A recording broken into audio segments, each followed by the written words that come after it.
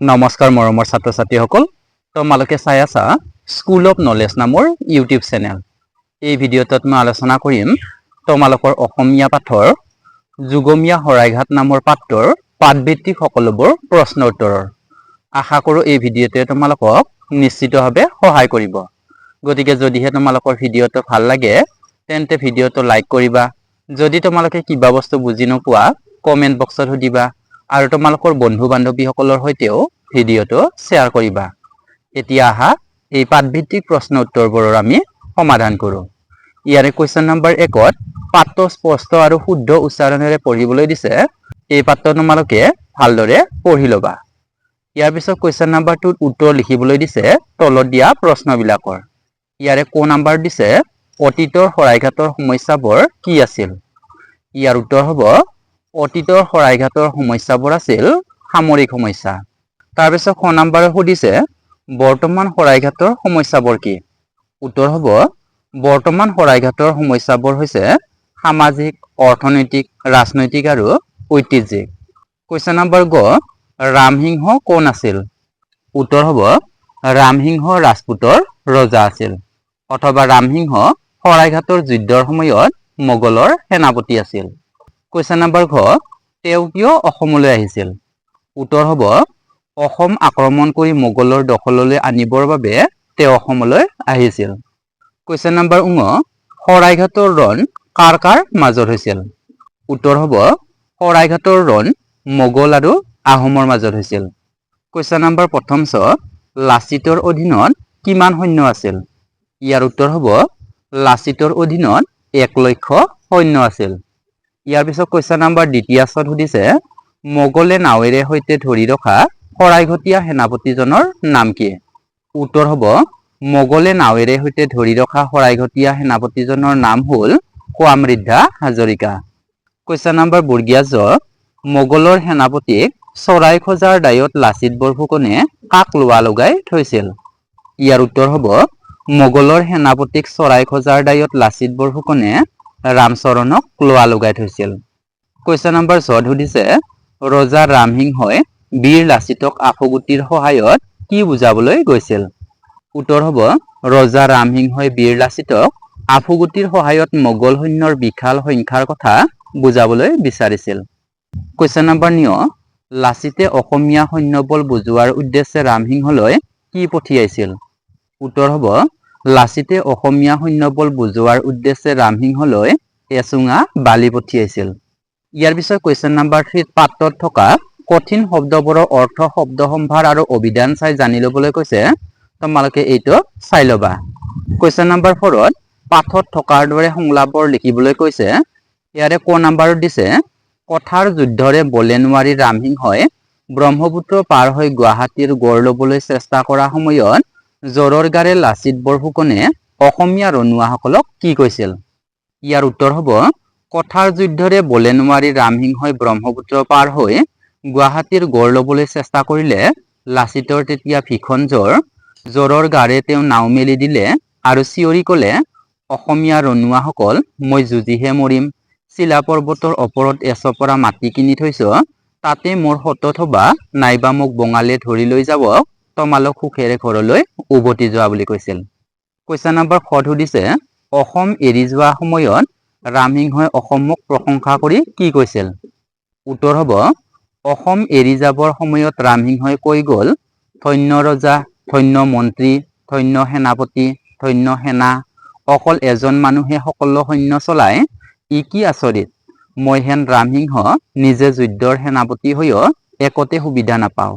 Question number গত দিছে কোনোবাই যুদ্ধৰ কামত মন এৰি ইফাল সিফাল কৰে বুলি বীৰ লাচিত বৰফুকনে কামাখ্যা গোসানীলৈ সেৱা কৰি কি ঘোষণা কৰিছিল? উত্তৰ হ'ব কোনোবাই যুদ্ধৰ কামত মন এৰি ইফাল সিফাল কৰে বুলি লাচিত বৰফুকনে পোনপ্ৰথমে কামাখ্যা গোসানীলৈ সেৱা কৰি ঘোষণা কৰিছিল যুদ্ধৰ কামত পাঁচ হুহুকিলে মই এই হেংদানেৰে তাক দুডোখৰ কৰি কাটিম, পাছতহে স্বৰ্গদেৱক জনাম। তাৰপিছত কুৱেশ্যন নম্বৰ ঘত সুধিছে বৰ আই কুঁৱৰীয়ে কাপোৰৰ আঁৰৰ পৰা স্বৰ্গদেৱক কি উপদেশ দিছিল? উত্তৰ হ'ব বৰ আই কুঁৱৰীয়ে কাপোৰৰ আঁৰৰ পৰা কৈছিল বৰফুকনৰ কথা মানি চলিলেহে যুদ্ধত জয়লাভ হ'ব। ফুকনৰ কথা নৰজিলে আমাৰ পৰাজয় হোৱাটো নিশ্চিত। ইয়াৰ পিছত কুৱেশ্যন নাম্বাৰ 5ত বহলাই লিখিবলৈ দিছে তলৰ প্ৰশ্নবিলাকৰ উত্তৰবোৰ। ইয়াৰে ক নাম্বাৰত দিছে যুদ্ধত জয়ী হ'বলৈ যুদ্ধৰ আহিলাৰ বাহিৰে আৰু কিহৰ প্ৰয়োজন আছে লিখা। উত্তৰ হ'ব অকল যুদ্ধ সামগ্ৰীয়ে যুদ্ধ জয় কৰিব নোৱাৰি। ইয়াৰ কাৰণে আহিলা পাতি যিমান প্ৰয়োজন তাতকৈ বেছি প্ৰয়োজন সৈনিকবৃন্দ আৰু সমগ্ৰ জাতিৰ স্বাৰ্থহীন মনোবৃত্তি, কৰ্মনিষ্ঠতা আৰু যুদ্ধ জয়ৰ কাৰণে উত্ৰাৱল অথচ নিশ্চিত অভিলাষ। তাৰপিছত কুৱেশ্যন নাম্বাৰ 6ত সুধিছে সেনাপতি কোৱামৃদ্ধা হাজৰিকাই কি কৌশলেৰে মোগল সৈন্যৰ মাজৰ পৰা সাৰি আহিবলৈ সক্ষম হৈছিল বৰ্ণনা কৰা। উত্তৰ হ'ব শৰাইঘটীয়া সেনাপতি এজনৰ নাম আছিল কোৱামৃদ্ধা হাজৰিকা। মোগলে তেওঁক নাৱেৰে সৈতে ধৰি আনন্দত মতলীয়া হৈ নাচিবলৈ ক'লে। চাৰিওফালে মোগলৰ নাও, মাজতে কোৱামৃদ্ধাৰ নাও। হাজৰিকাই ক'লে মই নাচিম, ঢোল মৃদংগ খঞ্জৰি নাই, তোমালোকে চাপৰি মাৰা। নাৱৰ বৈঠাৰ পৰা হাত এৰি মোগল সৈন্যই চাপৰি মাৰিবলৈ ধৰিলে। কোৱাই নিজৰ নাও বৈচাক টিপ দিলে নাৱৰ মূৰ অসমীয়া নাৱৰ পিনে টোঁৱাবলৈ। নাচনৰ চেও দেখি বঙালৰ সৈন্য মজগুল হল। এই চেগতে কোৱাৰ নাওখন সাউত পৰে আঁতৰি গল। মোগলে বৈঠা মাৰি নাও ভিৰাই তেওঁক খেদিবলৈ যো-জা কৰোতে কোৱামৃদ্ধাৰ নাও নিজৰ ঠাই পাইছিলগৈ। কুৱেশ্যন নাম্বাৰ গ শৰাইঘাটৰ ৰণত অসমৰ বিজয়ৰ মূলতে থকা কথাবোৰ লিখিবলৈ দিছে। ইয়াৰ উত্তৰ হ'ব শৰাইঘাটৰ যুদ্ধত অসমৰ বিজয় ভুকুতে পকা কল নাছিল। ইয়াৰ মূলতে আছিল সুচিন্তিত আঁচনি, বিচক্ষণ সংগঠন, শৃংখলামূলক আয়োজন, সুদৃঢ় নিয়মানুৱৰ্তিতা, বিপদত ধৈৰ্য, সংকটত নিৰ্ভীকতা, আমূলে দুৰ্নীতি দমন, দেশৰ মংগল কাৰ্যত সম্পূৰ্ণ আত্মবিলোপ, আকৌ স্বাৰ্থত্যাগ আৰু আত্মকণ্ডলৰূপী বিষবৃক্ষৰ গুৰিয়ে শিপায়ে ঠালে ঠেঙুলিয়ে উৎপাতন। কুৱেশ্যন নাম্বাৰ 6ত প্ৰসংগ সংগতি দৰ্শাই বুজাই লিখিবলৈ দিছে। ইয়াৰে ক নাম্বাৰত দিছে অগ্নি, সৰ্প আৰু প্ৰলোভন এই তিনি একেধৰণেৰে বিষাক্ত। ইয়াৰ উত্তৰ হ'ব উক্ত বাক্যশাৰী আমাৰ পাঠ্যপুথিৰ অন্তৰ্গত সূৰ্যকুমাৰ ভূঞাৰ দ্বাৰা ৰচিত যুগমীয়া শৰাইঘাট নামৰ পাঠটিৰ পৰা তুলি দিয়া হৈছে। এই বাক্যশাৰীৰ দ্বাৰা ইয়াকে বুজোৱা হৈছে অগ্নি, সৰ্প আৰু প্ৰলোভন এই তিনিটা আমাৰ বাবে অনিষ্টকাৰী। লেখক সূৰ্যকুমাৰ ভূঞাই ক'ব বিচাৰে যে সামান্য ফিৰিঙতিৰ পৰা খাণ্ডৱ দাহ হ'ব পাৰে, ফেঁটী সাপ আৰু 6 আঙুলীয়া খন্তীয়া সাপ উভয়ে প্ৰাণনাশ কৰিব পাৰে, আৰু প্ৰলোভন সৰ্প এবাৰ যুদ্ধ শিবিৰত সোমালে সৰ্বনাশ সংঘটিত হ'ব। অসমীয়া কটকী ৰামচৰণ আৰু নিমক ৰামসিংহই ৰাজপুতনাৰ ফালৰ কাঠৰ চৰাইৰ নাচ দেখুৱাইছিল। কটকীৰ মনত লোভ যোগাবলৈ ৰামসিংহই সেইটো কৰাইছিল। সেয়েহে লেখকে অসমীয়াক জাগ্ৰত হবলৈ কৈছে অগ্নি, সৰ্প আৰু প্ৰলোভন এই তিনিওটাই বিষাক্ত। কুৱেশ্যন নাম্বাৰ 7 দিছে বাৰীৰ ভিতৰৰ পুখুৰী সিঁচোতেও 8টা 10টা মানুহক শিঙিয়ে বিন্ধে। উত্তৰ হ'ব উক্ত বাক্যশাৰী আমাৰ পাঠ্যপুথিৰ অন্তৰ্গত সূৰ্যকুমাৰ ভূঞাৰ দ্বাৰা ৰচিত যুগমীয়া শৰাইঘাট নামৰ পাঠটিৰ পৰা তুলি দিয়া হৈছে। লেখকে দেশ ৰক্ষাৰ বাবে কৰা যুদ্ধত যে কিছু লোকৰ প্ৰাণহানি হ'বই সেই সংক্ৰান্ততে উক্ত বাক্যশাৰীৰ উল্লেখ কৰিছে। আহোমৰ আলাবৈৰণত একেদিনে 10,000 অসমীয়া সৈন্য নিহত হোৱাত লাচিত বৰফুকনে বৰ বেজাৰ পাইছিল। স্বৰ্গদেৱে বিবেচনা নকৰাকৈ ৰণ কৰিবলৈ আদেশ দিয়াৰ কাৰণে অসংখ্য সৈন্য নিহত হ'বলগীয়া হৈছিল। লাচিত বৰফুকনে নিজৰ 1জন সৈন্যক 1টা হাতীৰ সমান বুলি ভাবিছিল আৰু তেনে 10,000 জন সৈন্য হেৰুৱাব লগা হোৱাত তেওঁ এই বতৰা স্বৰ্গদেৱলৈ জনাবলৈ বিচাৰিছিল। কিন্তু সুবিবেচক মন্ত্ৰী আতন বুঢ়াগোহাঁই ডাঙৰীয়াই লাচিতক হাক দি কৈছিল যে বাৰীৰ ভিতৰত পুখুৰী সিঁচোতেও 8টা 10টা মানুহক শিঙিয়ে বিন্ধে। এইখন যুদ্ধহে হৈছে, গতিকে কিছু লোকৰ মৃত্যু হোৱাটো স্বাভাৱিক। এনেদৰে সুবিবেচনাৰে কাৰ্যপন্থা নিৰূপণ আৰু ক্ষিপ্ৰভাৱে কাৰ্যপন্থা গ্ৰহণ আৰু সম্পাদন এই দুইৰ সমাৱেশ শৰাইঘাটৰ ৰণত অসমীয়াৰ কাৰণে আৱশ্যক আছিল। কুৱেশ্যন নাম্বাৰ গ দিছে সেয়ে শৰাইঘাট নাই কিন্তু শৰাইঘাট আছে। উত্তৰ হ'ব উক্ত বাক্যশাৰী আমাৰ পাঠ্যপুথিৰ অন্তৰ্গত সূৰ্যকুমাৰ ভূঞাৰ দ্বাৰা ৰচিত যুগমীয়া শৰাইঘাট নামৰ পাঠটিৰ পৰা তুলি দিয়া হৈছে। এই বাক্যশাৰীৰ জৰিয়তে লেখকে অতীত আৰু বৰ্তমানৰ অসমৰ তথা শৰাইঘাটৰ পৰিস্থিতিৰ এক তুলনাত্মক মন্তব্য দাঙি ধৰিছে। পাঠটোৰ জৰিয়তে গম পোৱা যায় অতীতৰ শৰাইঘাটৰ সমস্যাবোৰ আছিল সামৰিক, এতিয়াৰ সমস্যাবোৰ হ'ল সামাজিক, ৰাজনৈতিক, অৰ্থনৈতিক আৰু ঐতিহ্যিক। অসমৰ সমস্যাৰ অন্ত নাই আৰু অন্ত নপৰে। বছৰি বানপানীৰ দুৰ্যোগ, খৰাং বতৰৰ দুৰ্যোগ, ভূঁইকঁপ, ওচৰ চুবুৰীয়া জাতিৰ লগত সংঘাত, মানুহৰ কুপ্ৰবৃত্তিৰ দমনৰ আৱশ্যকতা, শিক্ষা বিষয়ক বিবিধ প্ৰশ্ন আৰু শাসন কাৰ্যৰ সুচাৰু সম্পাদন, এনেধৰণৰ সমস্যা চিৰকাল অসমৰ গাত লম্ভি আছে আৰু লম্ভি থাকিব। আৰু এক শ্ৰেণীৰ সমস্যাৰ সমাধান হলে আন শ্ৰেণীৰ সমস্যাই মূৰ দাঙি উঠিব। এয়ে হৈছে অসমৰ জাতীয় জীৱনৰ চিৰন্তন পটভূমি। সেয়েহে লেখকে কৈছে শৰাইঘাট নাই কিন্তু শৰাইঘাট আছে। তোমালোকে এইখিনি লিখিলে এই প্ৰশ্নটোৰ উত্তৰ হৈ যাব। তাৰপিছত কুৱেশ্যন নম্বৰ ঘৰত দিছে আফুগুটি পঠিয়াইছা পতাত পিহিলে পানী হ'ব। ইয়াৰ উত্তৰ হ'ব উক্ত বাক্যশাৰী আমাৰ পাঠ্যপুথিৰ অন্তৰ্গত সূৰ্য কুমাৰ ভূঞাৰ দ্বাৰা ৰচিত যুগমীয়া শৰাইঘাট নামৰ পাঠটিৰ পৰা তুলি দিয়া হৈছে। এই বাক্যশাৰীৰ জৰিয়তে লেখকে আমাৰ অসমীয়া সৈন্যৰ তুলনাত মোগলৰ সৈন্য যে নিচেই সামান্য সেই কথা প্ৰকাশ কৰিছে। মোগলৰ সেনাপতি ৰামসিংহই নিজৰ বৃহৎ সৈন্যৰ সংখ্যা বুজাবলৈ আহোমৰ সেনাপতি লাচিত বৰফুকনলৈ এটপলা আফুগুটি পঠিয়াই দিছিল। তেতিয়া লাচিত বৰফুকনেও ৰামসিংহলৈ এচুঙা বালি পঠিয়াই কৈ পঠিয়াইছিল যে তোমালোকে আফুগুটি পঠিয়াইছা যি পতাত পিহিলে পানী হৈ যাব, কিন্তু আমাৰ সৈন্যৰ সংখ্যাও সৰহ আৰু যাৰ মনোবলো বালিৰ নিচিনা টান। কুৱেশ্যন নম্বৰ উঙত দিছে এই সমস্যাবোৰৰ ভালৰূপে সমাধান নহলে অসমৰ অস্তিত্বলৈ টনাটনি হ'ব। উত্তৰ হ'ব উক্ত বাক্যশাৰী আমাৰ পাঠ্যপুথিৰ অন্তৰ্গত সূৰ্য কুমাৰ ভূঞাৰ দ্বাৰা ৰচিত যুগমীয়া শৰাইঘাট নামৰ পাঠটিৰ পৰা তুলি দিয়া হৈছে। এই বাক্যশাৰীৰ জৰিয়তে লেখকে আমাৰ অসমৰ যে এশ এবৰি সমস্যা আছে সেই কথা উনুকিয়াই দিব বিচাৰিছে। আমাৰ অসমত সঘনাই দেখা দিয়া বানপানীৰ দুৰ্যোগ, খৰাং বতৰৰ দুৰ্যোগ, ভূঁইকঁপ, ওচৰ চুবুৰীয়া জাতিবৃন্দৰ লগত সংঘাত, মানুহৰ কুপ্ৰবৃত্তি, শিক্ষা বিষয়ক বিবিধ প্ৰশ্ন আৰু শাসন কাৰ্যৰ দুৰ্ব্যৱহাৰ, এনেধৰণৰ সমস্যা চিৰকাল অসমৰ গাত লম্ভি আছে আৰু লম্ভি থাকিব। আৰু এক শ্ৰেণীৰ সমস্যাৰ সমাধান হলে আন শ্ৰেণীৰ সমস্যাই মূৰ দাঙি উঠিব। এয়ে হৈছে অসমৰ জাতীয় জীৱনৰ চিৰন্তন পটভূমি। এই সমস্যাবোৰৰ ভালৰূপে সমাধান নহলে অসমৰ অস্তিত্বলৈ টনাটনি হ'ব। লাচিত বৰফুকন মহাবীৰ আৰু তেওঁৰ লগৰ মহাৰথীসকলে যি মনোবৃত্তি আৰু একাগ্ৰ দেশপ্ৰেমেৰে সেই কালৰ সমস্যা সমাধান কৰিছিল, সেই মনোবৃত্তি আৰু একাগ্ৰ দেশপ্ৰেম আমাৰ প্ৰতি মুহূৰ্ততে আৱশ্যক। ইয়াৰ পিছত কুৱেশ্যন নম্বৰ 7ত তলত দিয়া শব্দবোৰৰ বৰ্ণবিন্যাস কৰা আৰু কাৰণ দৰ্শাবলৈ দিছে। আৰু ইয়াৰে ক নম্বৰত কৈছে কিয় মূৰ্ধন্য হৈছে আৰু খ নম্বৰত দিছে কিয় মূৰ্ধন্য নহল। ইয়াৰ উত্তৰ হ'ব নটবিধিৰ নিয়ম অনুসৰি ক নম্বৰ ৰি, ৰ আৰু মূৰ্ধন্যাসৰ পাছত থকা দন্ত্য-বোৰ মূৰ্ধন্য হয়।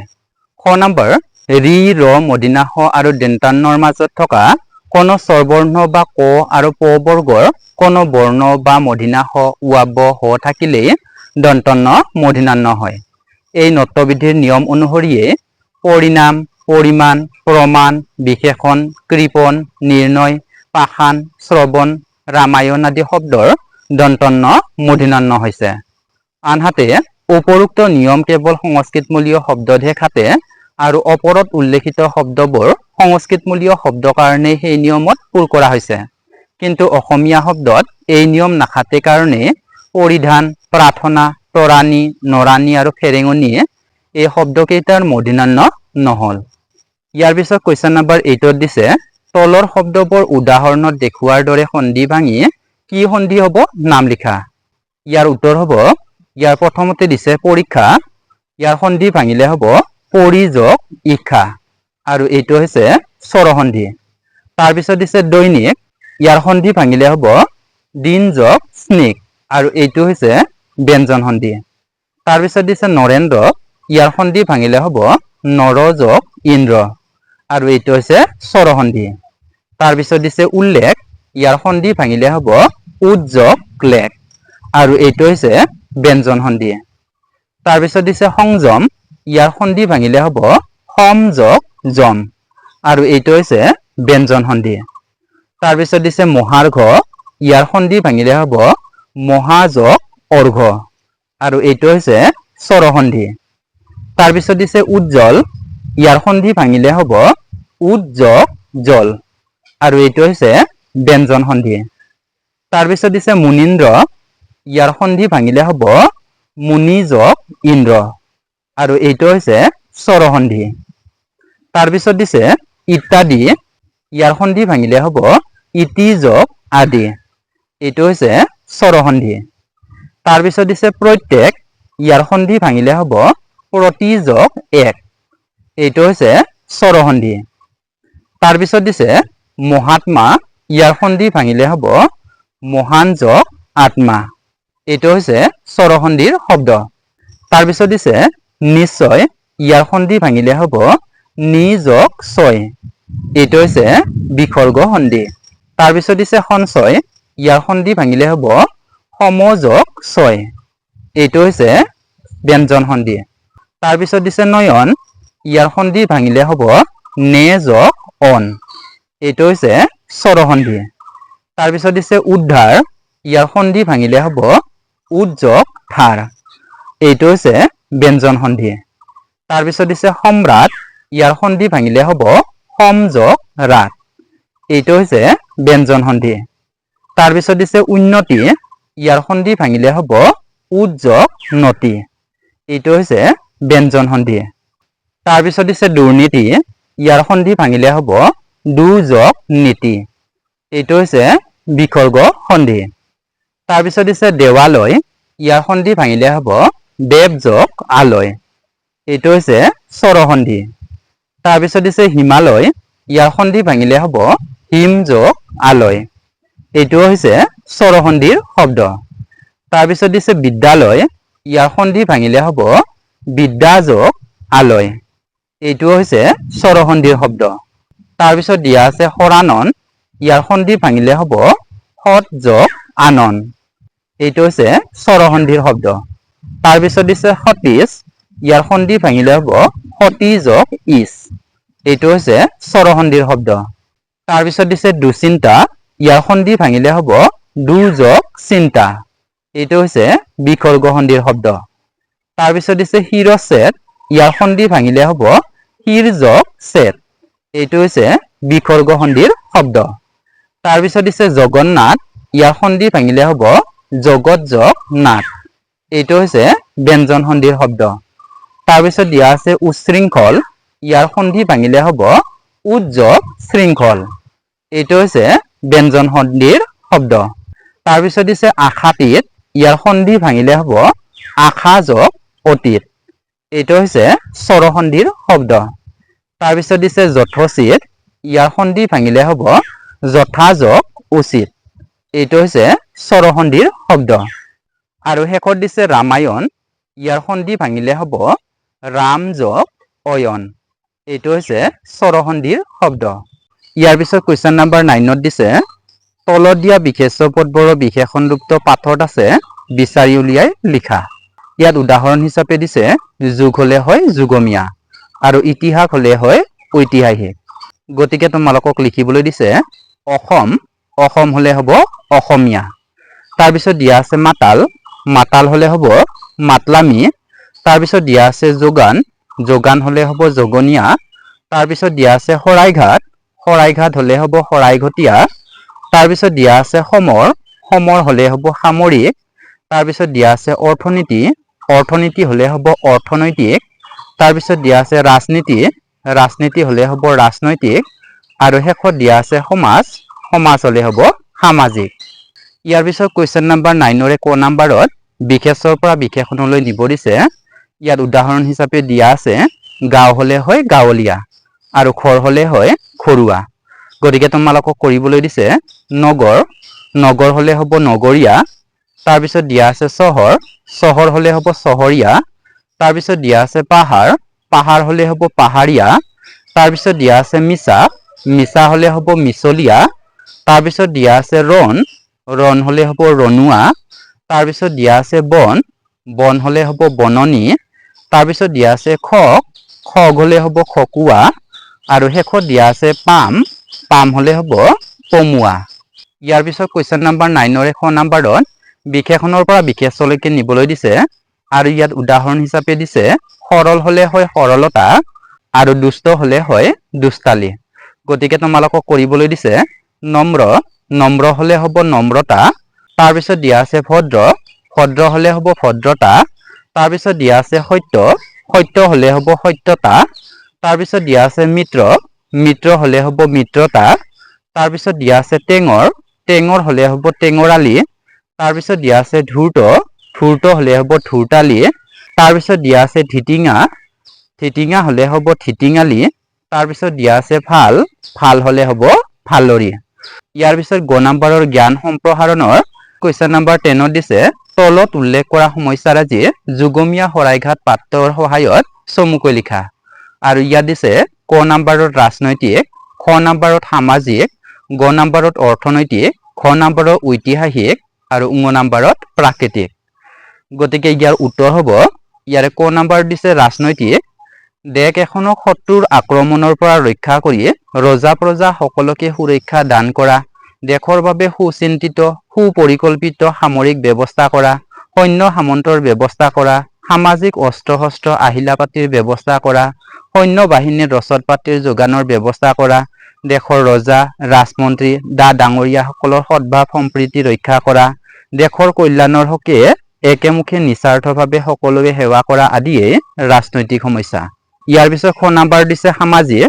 সমাজত দুই শ্ৰেণীৰ মানুহ বাস কৰে, এক শ্ৰেণীৰ মানুহ সুপ্ৰবৃত্তিৰ আৰু আন এক শ্ৰেণীৰ মানুহ কুপ্ৰবৃত্তিৰ মানুহে সমাজ তথা দেশৰ প্ৰগতিত শান্তি শৃংখলাত ঐক্য সংহতিত সদায় বাধাৰ সৃষ্টি কৰি থাকে।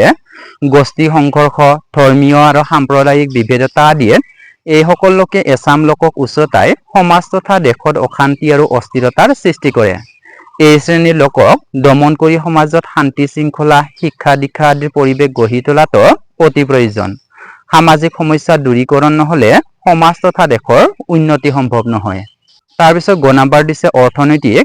ওচৰ চুবুৰীয়া ৰাজ্য তথা দেশৰ লগত চলাচলৰ সুব্যৱস্থা, বেপাৰ বাণিজ্য আদিৰ দিহা কৰা, বিভিন্ন ঠাইৰ পৰা অনুদান লাভ কৰা আদিয়ে অৰ্থনৈতিক সমস্যা। সকলো প্ৰকাৰৰ উন্নয়নমূলক কামতে অৰ্থৰ প্ৰয়োজন। ইয়াৰ অভাৱত উন্নয়নৰ কামত বহুতো বাধা আহি পৰে। সেইকাৰণে অৰ্থনৈতিক গাঁথনি টনকিয়ালৰ চেষ্টা ৰাজ্য বা দেশ এখনৰ নিতান্তই প্ৰয়োজন। খ নাম্বাৰত দিছে ঐতিহাসিক। গভীৰ দেশপ্ৰেম, দেশ ৰক্ষাৰ চিন্তা, গভীৰ জাতীয়তাবোধ, ৰজা ৰাজমন্ত্ৰী ডাঙৰীয়াসকলৰ সদ্ভাৱ সম্প্ৰীতি, স্বাধীনতা প্ৰেম, সৰু ডাঙৰৰ মাজত স্মৰণ শ্ৰদ্ধা, দেশবাসী প্ৰজাৰ ৰীতি নীতি, আচাৰ ব্যৱহাৰ, উৎসৱ পাৰ্বণ উদযাপন আদি দেশৰ ঐতিহাসিক সমস্যা। এইবোৰৰ সন্মানসূচক ব্যৱহাৰ তথা আদান প্ৰদানে ঐতিহাসিক সমস্যাবোৰৰ সমাধান নিশ্চিত কৰে। আৰু ঙ নাম্বাৰত দিছে প্ৰাকৃতিক। অতিবৃষ্টি, অনাবৃষ্টি, বানপানী, ধুমুহা, ভূমিকম্প, শস্য অনিষ্টকাৰী পোক পৰুৱাৰ উৎপাত, খহনীয়া, ভূমিস্খলন, আগ্নেয়গিৰি, শিলাপাত, চুনামি, শীত আৰু উষ্ণতাৰ তীব্ৰতা আদিয়ে প্ৰাকৃতিক সমস্যা। এই প্ৰাকৃতিক সমস্যাবোৰৰ সমাধান কৰাটো নিতান্তই প্ৰয়োজন। তাৰপিছত কুৱেশ্যন নাম্বাৰ 11ত পাঠত উল্লেখ থকা বা নথকা অসমৰ দুৰ্যোগবোৰ প্ৰাকৃতিক আৰু কৃত্ৰিম এই দুটা ভাগত বিভক্ত কৰা, লগতে সেইবোৰৰ কাৰণ উল্লেখ কৰি সমাধানৰ পৰামৰ্শ আগবঢ়োৱা। ইয়াৰ উত্তৰ হ'ব অসমৰ প্ৰাকৃতিক দুৰ্যোগ বানপানীৰ দুৰ্যোগ, ভূমিস্খলন দুৰ্যোগ, খৰাং বতৰৰ দুৰ্যোগ আদি। ক নাম্বাৰ বানপানীৰ দুৰ্যোগ। বানপানীৰ দুৰ্যোগৰ মূল কাৰণ আমি মানৱসকল। আমি পানী ওলাই যাব পৰা নলা নৰ্দমাবোৰ বন্ধ কৰি ঘৰ দুৱাৰ বান্ধি নদীত বিভিন্ন আৱৰ্জনাবোৰ পেলাই পানীৰ হতক ৰোধ কৰি তুলিছ। সেয়েহে প্ৰতি বছৰে অসমত বানপানীৰ দুৰ্যোগে দেখা দিয়ে। ইয়াৰ সমাধান কৰিবলৈ হলে আমি নলা নৰ্দমাবোৰ আৰু নদীয়ে সৎ বব পৰাকৈ চাফ চিকুণকৈ ৰাখিব লাগিব। ক নাম্বাৰ হৈছে ভূমিস্খলন দুৰ্যোগ। ভূমিস্খলনৰ প্ৰধান কাৰণ হৈছে যধে মধে পাহাৰ পৰ্বত কাটি গছ গছনি কাটি পৰিৱেশৰ বিনষ্ট কৰা।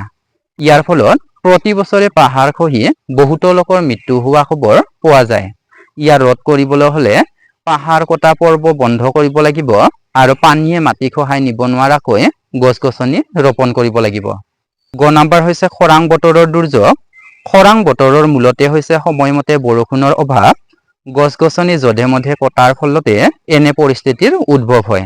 ইয়াৰ ফলত বায়ুমণ্ডলৰ উষ্ণতা প্ৰতি বছৰে বাঢ়ি গৈ আছে। ইয়াৰ সমাধান কৰিবলৈ হলে আমি প্ৰত্যেকে গছ গছনি ৰোপণ কৰি এক সেউজীয়া পৰিৱেশৰ সৃষ্টি কৰি তুলিব লাগিব।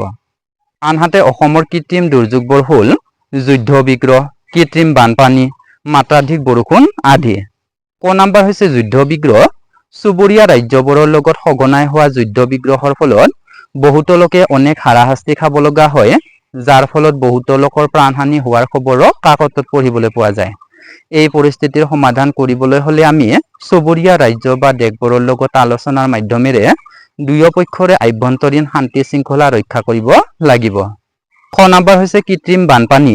কৃত্ৰিম বানপানীৰ মূল কাৰণ হৈছে যধে মধে আৱৰ্জনা য'তে ত'তে পেলাই নলা নৰ্দমাৰে পানী ওলাই যাব পৰা গতিপথ বন্ধ কৰি তোলা, যাৰ ফলত বহুতো লোক প্ৰতি বছৰে কৃত্ৰিম বানপানীৰ কবলত পৰি থাকে। ইয়াৰ সমাধান কৰিবলৈ হলে আমি নলা নৰ্দমাবোৰ চাফ চিকুণকৈ ৰাখি পানীৰ সোঁত বব পৰাকৈ ৰাখিব লাগিব। গ নম্বৰ হৈছে মাত্ৰাধিক প্ৰদূষণ। কৃত্ৰিম দুৰ্যোগৰ আন এক সমস্যা হৈছে মাত্ৰাধিক প্ৰদূষণ। ইয়াৰ মূল কাৰণ হৈছে যধে মধে পাহাৰ পৰ্বত গছ গছনি কল কাৰখানা ঔদ্যোগিক আৱৰ্জনা আদিয়ে য'তে ত'তে পেলাই পৰিৱেশৰ অনিষ্ট কৰা। ইয়াৰ ফলত আমাৰ বতৰো অনিয়মীয়া হৈ পৰিছে। ইয়াৰ ৰোধ কৰিবলৈ হলে আমি প্ৰাকৃতিক পৰিৱেশৰ অনিষ্ট হ'ব পৰা কামৰ পৰা বিৰত থাকিব লাগিব। কুৱেশ্যন নম্বৰ 12 দিছে জাতীয় বীৰ লাচিতৰ স্মৃতি ৰক্ষাৰ্থে চৰকাৰী আৰু বেচৰকাৰীভাৱে কি ব্যৱস্থা গ্ৰহণ কৰা হৈছে লিখা। যেনে স্মৃতি চিহ্ন, দিৱস উদযাপন, বঁটা প্ৰৱৰ্তন, ডাক টিকট প্ৰচলন আদি কি হৈছে তোমালোকক লিখিবলৈ দিছে। ইয়াৰ উত্তৰ হ'ব জাতীয় বীৰ লাচিত বৰফুকনৰ স্মৃতি ৰক্ষাৰ্থে চৰকাৰী আৰু বেচৰকাৰীভাৱে বিভিন্ন ব্যৱস্থা গ্ৰহণ কৰিছে। সেইবোৰ হৈছে স্মৃতি চিহ্ন, লাচিত দিৱস উদযাপন, বঁটা প্ৰৱৰ্তন, ডাক টিকটৰ প্ৰচলন, চৰকাৰী গৃহৰ নামাকৰণ, উদ্যান স্থাপন তথা নামাকৰণ আদি। লাচিত বৰফুকনৰ স্মৃতি ৰক্ষাৰ্থে গুৱাহাটীৰ জালুকবাৰীত লাচিতৰ প্ৰতিমূৰ্তিৰে সৈতে উদ্যান স্থাপন কৰা হৈছে। সেই উদ্যানত লাচিত দিৱস চৰকাৰীভাৱে প্ৰতি বছৰে 24 নৱেম্বৰ তাৰিখে উদযাপন কৰা হয়। তাৰোপৰি বিভিন্ন বেচৰকাৰী অনুষ্ঠান প্ৰতিষ্ঠানে লাচিত দিৱস উদযাপন কৰি বীৰগৰাকীলৈ শ্ৰদ্ধা নিবেদন কৰে। চৰকাৰে লাচিত বৰফুকনৰ স্মৃতি যুগমীয়া কৰাৰ বাবে বঁটা প্ৰৱৰ্তন আৰু ডাক টিকট প্ৰচলনৰ দিহা কৰিছে। বিভিন্ন বেচৰকাৰী অনুষ্ঠান প্ৰতিষ্ঠানেও লাচিত বৰফুকনৰ দেশপ্ৰেমক শ্ৰদ্ধা জনাই তেওঁৰ স্মৃতি জীয়াই ৰখাৰ বাবে বঁটা প্ৰৱৰ্তনৰ ব্যৱস্থা কৰিছে। ইয়াৰ পিছত কুৱেশ্যন নম্বৰ 13 দিছে শৰাইঘাট দলংৰ উত্তৰ পাৰ আৰু দক্ষিণ পাৰত দুজন বীৰৰ প্ৰতিমূৰ্তি আছে। সেই বীৰ দুজন কোন কোন? তেওঁলোকৰ বীৰত্বৰ কাহিনী লিখা। ইয়াৰ উত্তৰ হ'ব শৰাইঘাট দলংৰ উত্তৰ আৰু দক্ষিণ পাৰত প্ৰতিমূৰ্তি থকা বীৰ দুগৰাকী হ'ল ক্ৰমে দক্ষিণ পাৰত লাচিত বৰফুকন আৰু উত্তৰ পাৰত বীৰ চিলাৰায়। ক নম্বৰ লাচিত বৰফুকন। লাচিত বৰফুকনৰ বীৰত্বৰ কাহিনী কৈ সমাপ্ত কৰিব নোৱাৰি। 1671 চনত চক্ৰধ্বজ সিংহৰ দিনত হোৱা শৰাইঘাটৰ যুদ্ধত লাচিত বৰফুকনে আহোমৰ সেনাপতি পদত থাকি অগ্ৰণী ভূমিকা পালন কৰিছিল। ৰাজপুত ৰজা তথা মোগলৰ সেনাপতি ৰামসিংহই লাচিত বৰফুকনৰ বীৰত্ব দেখি তবত মানিছিল। একে ৰাতিৰ ভিতৰতে গড় নিৰ্মাণ কৰি লাচিতে সকলোকে আচৰিত কৰিছিল তথা দেশতকৈ মোমাই ডাঙৰ নহয় বুলি সেনাক যেনেদৰে পৰিচালনা কৰিছিল সেই নীতিক আজিও সকলোৱে স্মৰণ কৰে। খ নম্বৰ হৈছে বীৰ চিলাৰায়। বীৰ চিলাৰায় আছিল কোচ ৰজা নৰনাৰায়ণৰ সেনাপতি। কোচ সাম্ৰাজ্যত তেওঁৰ বীৰত্বৰ কাহিনী সৰ্বজন বিদিত। তেওঁ চিলাৰ দৰে ক্ষিপ্ৰ গতিৰে অতৰ্কিতে শত্ৰুপক্ষক আক্ৰমণ কৰিব পাৰিছিল কাৰণে তেওঁ চিলাৰায় নাম পাইছিল আৰু সেই নামেৰেই জনাজাত হৈ পৰিছিল। চিলাৰায়ৰ নেতৃত্বতে কোচ সৈন্যই আহোম ৰাজধানী গড়গাঁও অধিকাৰ কৰি লৈছিল। আহোমৰ স্বৰ্গদেউ চুকাফাই যুদ্ধত হাৰি নৰনাৰায়ণৰ লগত সন্ধি কৰিছিল। এই সন্ধিমতে আহোম ৰজা কোচ ৰজাৰ কৰতলীয়া হৈছিল আৰু ব্ৰহ্মপুত্ৰৰ উত্তৰ পাৰৰ গোটেইখিনি অঞ্চল কোচ ৰজাক এৰি দিছিল। এইদৰে চিলাৰায়ে আহোম ৰজাৰ লগত যুদ্ধ কৰি বীৰত্বৰ পৰিচয় দিছিল। তাৰপিছত কুৱেশ্যন নম্বৰ 14 দিছে বীৰ লাচিত আৰু বীৰ চিলাৰায়ক লৈ ৰচনা কৰা নাট সংগ্ৰহ কৰি অভিনয় কৰিবলৈ যত্ন কৰা। এই প্ৰশ্নটোৰ উত্তৰ তোমালোকে নিজে কৰিবৰ কাৰণে চেষ্টা কৰিবা। তাৰপিছত কুৱেশ্যন নম্বৰ 15 তলত উল্লেখ কৰা প্ৰশ্নবিলাকৰ চমু উত্তৰ দিবলৈ দিছে আৰু ইয়াৰে ক নম্বৰত সুধিছে চিলাৰায় দিৱস কি তাৰিখে পালন কৰা হয়? উত্তৰ হ'ব চিলাৰায় দিৱস মূলতঃ ফেব্ৰুৱাৰী মাহত পালন কৰা হয়। 2024 বৰ্ষত চিলাৰায় দিৱস 24 ফেব্ৰুৱাৰী তাৰিখে পালন কৰা হৈছিল। কুৱেশ্যন নম্বৰ সুধিছে লাচিত দিৱস কি তাৰিখে পালন কৰা হয়? উত্তৰ হ'ব লাচিত দিৱস 24 নৱেম্বৰ তাৰিখে পালন কৰা হয়। কুৱেশ্যন নম্বৰ সুধিছে চুকাফা দিৱস বা অসম দিৱস কেতিয়া পালন কৰা হয়? উত্তৰ হ'ব চুকাফা দিৱস বা অসম দিৱস প্ৰতি বছৰৰ 2 ডিচেম্বৰ তাৰিখে পালন কৰা হয়। ইয়াৰ পিছত কুৱেশ্যন নম্বৰ 16ত ৰচনা লিখিবলৈ দিছে আৰু ইয়াৰে ক নাম্বাৰত দিছে অসমৰ প্ৰাকৃতিক দুৰ্যোগ। উত্তৰ হ'ব অসমৰ প্ৰাকৃতিক দুৰ্যোগ। আৰম্ভণি প্ৰাকৃতিক দুৰ্যোগ নিজে নিজে হয়। প্ৰাকৃতিক দুৰ্যোগৰ ফলত আমাৰ বহুত অসুবিধা হয়। প্ৰাকৃতিক দুৰ্যোগ বহুত আছে, যেনে ভূমিস্খলন, বানপানী, ভূমিকম্প, গৰাখহনীয়া আদি। ভূমিস্খলন নেৰা নেপেৰাকৈ বৰষুণ দি থাকিলে ওখ ঠাইৰ পৰা যি গছ-গছনি, মাটি খহি পৰে তাকে ভূমিস্খলন বোলে। ভূমিস্খলন প্ৰাকৃতিক দুৰ্যোগ আৰু মানুহৰ ফলতো হয়। পাহাৰীয়া অঞ্চলত মানুহে মাটি কটা বা গছ-গছনি ধ্বংস কৰাৰ ফলতো ভূমিস্খলন হয়। তাৰপিছত বানপানীৰ সমস্যা। প্ৰতি বছৰে বানপানীয়ে অসমৰ মানুহৰ ঘৰ-দুৱাৰ, ৰাস্তা-ঘাট, খেতি-পথাৰ লগতে জীৱ-জন্তুৰ প্ৰাণ নাশ কৰে। বাৰিষা বৰষুণৰ ফলত বানপানী হোৱা সম্ভাৱনা থাকে। বানপানী হ'লে আমাৰ বহুত অসুবিধা হয়। বানপানী অসমৰ জ্বলন্ত সমস্যা। তাৰপিছত হৈছে ভূমিকম্প। ভূমিকম্প এটা ভয়াৱহ প্ৰাকৃতিক দুৰ্যোগ। ভূমিকম্প সাগৰত হৈ ভূমিকম্প হ'লে ওখ ওখ অট্টালিকাবোৰ ভাঙি পৰে। ভূমিকম্প হ'লে মেজ বা বিচনাৰ তলৰ খুঁটিত ধৰি থাকিব লাগে। তাৰপিছৰ সমস্যা হৈছে গৰাখহনীয়া। নদীৰ গতিপথত কাষৰ মাটি খহাই নিয়াকে গৰাখহনীয়া বোলে। দুয়োপাৰত হোৱা গৰাখহনীয়াৰ ফলত নৈপৰীয়া মানুহৰ পৰিমাণ কমি আহে। বানপানী হৈ যোৱাৰ পাছত নৈত গৰাখহনীয়াৰ মাত্ৰা বৃদ্ধি পায়। ৰচনাৰ শেষত হ'ব সামৰণি। অসমৰ এই প্ৰাকৃতিক দুৰ্যোগসমূহৰ পৰা কিছু সতৰ্ক হ'লে ৰক্ষা পাব পাৰি, যদিও কিছুমান দুৰ্যোগে এতিয়াও দুৰ্ভোগ ভগাই আছে। সেয়েহে এই দুৰ্যোগবোৰৰ নিৰ্মূল কৰাত আমি সকলোৱে অৰিহণা যোগাব লাগে। ইয়াৰ পিছত তোমালোকক ৰচনা লিখিবলৈ দিছে শৰাইঘাটৰ যুদ্ধৰ বিষয়ে। ইয়াৰ উত্তৰ হ'ব শৰাইঘাটৰ যুদ্ধ। আৰম্ভণি শৰাইঘাটৰ যুদ্ধ অসমৰ ইতিহাসৰ এক উল্লেখযোগ্য ঘটনা। শৰাইঘাটৰ যুদ্ধই প্ৰমাণ কৰে সেই সময়ৰ অসমৰ সামাজিক, ৰাজনৈতিক, অৰ্থনৈতিক চিত্ৰখনৰ লগতে অসমৰ বীৰত্বৰ কাহিনী। যুদ্ধৰ বৰ্ণনা। শৰাইঘাটৰ যুদ্ধ 1671 চনত আহোম ৰজা চক্ৰধ্বজ সিংহৰ দিনত সংঘটিত হৈছিল মোগল সাম্ৰাজ্য আৰু আহোম ৰাজ্যৰ মাজত। এই যুদ্ধত আহোমৰ সেনাপতি আছিল লাচিত বৰফুকন আৰু মোগলৰ সেনাপতি আছিল ৰাজপুত ৰজা ৰামসিংহ। এই যুদ্ধ ব্ৰহ্মপুত্ৰৰ শৰাইঘাটত বৰ্তমানৰ গুৱাহাটীত হৈছিল। আহোম সৈন্য মোগল সৈন্যৰ সন্মুখত দুৰ্বল আছিল, যদিও গৰিলা যুদ্ধ কৌশল, কূটনীতি আৰু সমভূমি উপযুক্ত ব্যৱহাৰ কৰি আহোম সৈন্যই মোগল সৈন্যক পৰাস্ত কৰিছিল। মোগলৰ নৌসেনা দুৰ্বল আছিল আৰু আহোম সৈন্যই ইয়াৰ বহুত সুবিধা গ্ৰহণ কৰিছিল।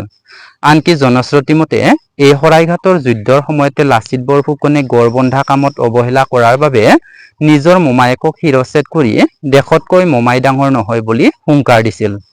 লাচিত বৰফুকনৰ অবিহনে শৰাইঘাটৰ যুদ্ধত জয়লাভ কৰাটো কোনোপধ্যেই সম্ভৱ নহলহেঁতেন। শৰাইঘাটৰ যুদ্ধৰ ফলাফল। শৰাইঘাটৰ যুদ্ধৰ ফলত ব্ৰহ্মপুত্ৰৰ উত্তৰ পাৰে মানাহ নদী দুয়োখন ৰাজ্যৰ সীমা নিৰ্ধাৰণ হৈছিল। পশ্চিমে গোৱালপাৰা জিলাৰ হাদিবাদ আহোম মোগলৰ সীমা কৰি তাত চকী পাতি সীমান্ত সুৰক্ষা কৰা হৈছিল। এই যুদ্ধত মোগলে শোচনীয়ভাৱে পৰাজয় বৰণ কৰিছিল। সামৰণিত হ'ব শৰাইঘাটৰ যুদ্ধই প্ৰমাণ কৰে আমাৰ অসমৰ শীৰ্ষ বীৰ্যৰ কথা। মাতৃভূমিৰ ৰক্ষাৰ বাবে যে অসমীয়া সৈন্যই যিকোনো পৰ্যায়লৈ যাব পাৰে, এয়া তাৰ প্ৰকৃত ছবি। সেয়েহে আমি ক'ব পাৰোঁ যে শৰাইঘাটৰ যুদ্ধ আমাৰ মান, স্বাভিমান আৰু লাচিত বৰফুকন আমাৰ জাতীয় নেতা, যিগৰাকী আমাৰ সদায় নমস্য। কুৱেশ্যন নম্বৰ 17ত চমু টকা লিখিবলৈ দিছে আৰু ইয়াৰে ক নাম্বাৰত দিছে স্বৰ্গদেউ চক্ৰধ্বজ সিংহ। ইয়াৰ উত্তৰ হ'ব জয়ধ্বজ সিংহৰ মৃত্যুৰ পিছত তেওঁৰ ভাতৃয়ে চক্ৰধ্বজ সিংহ নাম লৈ 1663 চনত সিংহাসনত উঠিছিল। চক্ৰধ্বজ সিংহ এগৰাকী দেশপ্ৰেমিক, সাহসী আৰু স্বাধীনচিতীয়া মনৰ লোক আছিল। জয়ধ্বজ সিংহৰ দিনত আহোম মোগলৰ কৰতীয়া হৈ পৰিছিল, কিন্তু চক্ৰধ্বজ সিংহৰ দিনত লাচিত বৰফুকনক আহোমৰ সেনাপতি পাতি মোগলৰ বিৰুদ্ধে অভিযান চলোৱাৰ নিৰ্দেশ দিছিল।